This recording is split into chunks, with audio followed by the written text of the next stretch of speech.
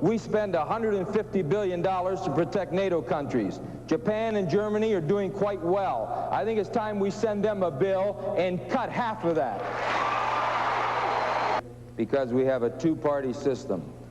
When we start developing one party and all the politicians in Washington start looking alike, then the American people don't have a clear and distinct choice. Let me say this. I believe that the national policies that have been in place for the last 10 years has made the members of Congress nothing more than trustees in a bankruptcy proceeding. I say it's time to stop. I don't care if it's a Republican initiative or a Democrat initiative. If it's bad, you stand up and say it's bad, and you work to change it. Yeah.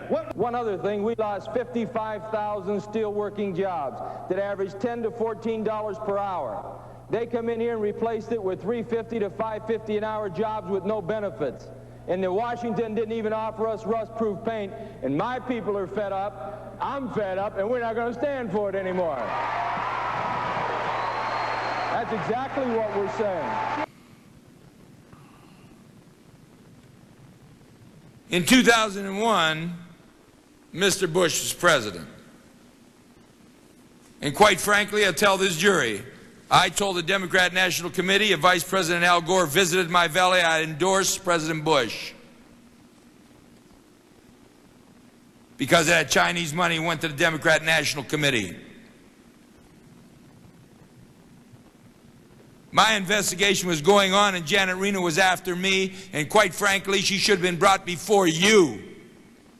Janet Reno, and an FBI investigation I was conducting in my own valley that will make the mob Boston connection look like a choir body.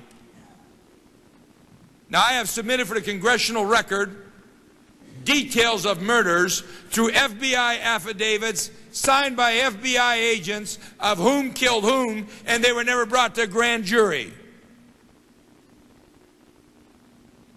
Never.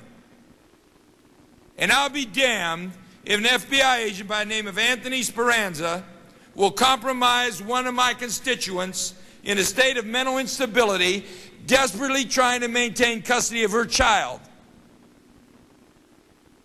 And this guy believes her that he's got so much steam, he'll help her keep the custody of her child. She told me, my mother's 87 years old, I want to just let it go.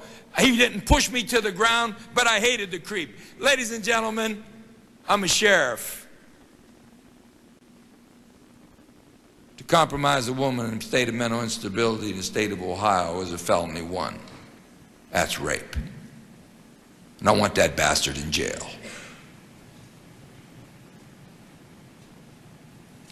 While I'm congressman, you don't rape my constituents. I've never held my tongue. I think you've turned into an advisory board and let the executive branch run the government. I think the only hope is the Republicans to take it back because the Democrats caused it, Stephanie. Excuse me for referring to you, Stephanie. But as a lifelong Democrat, I realized for 50 years all the laws that were put in place were put in by the Democrats. And I think the main thing you have to do is take back the trust of the American people. They dislike our government.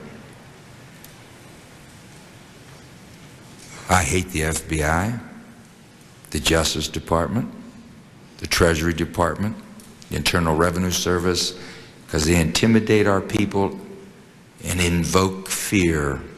And in America, no one should fear the government. Now, the Sixth Amendment situation that I face, I think, is very critical to all Americans. And I think this is why Americans are beginning to not just mistrust, but to dislike our government. I have the greatest respect, and this is not patronizing, get your vote wherever you want. I expect you to expel me. They wouldn't even hold hearings on my IRS reform. All of my IRS reforms were put in by Chairman Archer, a Republican.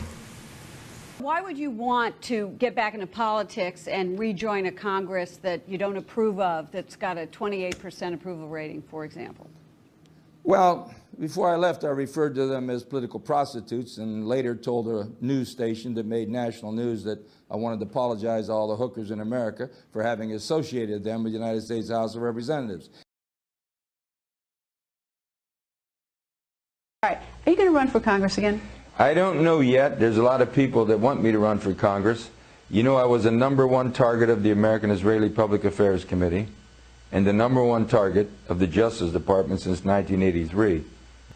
And I have big enemies, but I have some grudges, and I want to go at them. I want to go at them big time, Greta. So I have to see, first of all, if I'm viable, and second of all, if the people would support me. They came in here and they fractured this district. They broke it up, certainly to make it tougher. I think they also felt they gave me a life sentence that I would never survive in prison. Then they came to me and said if I said I was guilty, I might even get a pardon, and I told them to shove the pardon up their derriere sideways. I'm saying this to you right now. Israel gets approximately $15 billion a year from the American taxpayers. That $15 billion is $30,000 for every man, woman, and child. And people in my district are losing their pension benefits. So I was targeted big time. By the Israelis. The Israelis, why no one in Congress is raising their voice. And the reason is very simple. But I believe that Israel has a powerful stranglehold on the American government. They control both members of the House and the Senate. They have us involved in wars of which we have little or no interest. Our children are coming back in body bags. Our nation is bankrupt over these wars. And if you open your mouth, you get targeted. And if they don't beat you at the poll, they'll put you in prison. It's an objective assessment that no one will have the courage to speak about. They're controlling much of our foreign policy. They're influencing much of our domestic policy. Wolfowitz, as Undersecretary of Defense, manipulated President Bush #2 back into Iraq. They pushed definitely to try and get Bush before he left to move into Iran. We're conducting an expansionist policy of Israel, and everybody's afraid to say it. They control much of the media, they control much of the commerce of the country, and they control powerfully both bodies of the Congress. They own the Congress. Are you an anti-Semite? No, I'm not. That's exactly what they're going to say, and I expect that. What I am is an American. And you see, I think America comes first. And we have a one-sided foreign policy in the Mideast. And we've alienated Arabs who have no way of fighting. So what they've done, and I predicted this on the House floor, is they would export violence to America. And they have. They have no other way to fight. America is in danger if America doesn't take back the government without foreign interference. Well, if a Republican program is good, I support it. If a Democrat program is good, I support it. If it's good for America, I'm for it, period. And this is the problem in Washington. Too many of these people walk like little lemmings over the cliff with so-called leaders. And Chris, I got to tell you something. I've never seen such weak leadership in my life. I was targeted by the Justice Department since 1983, being the only American in history to defeat the Justice Department in a RICO trial pro se without being an attorney, and they couldn't live with that. Finally, I was the #1 target in the American-Israeli Public Affairs Committee.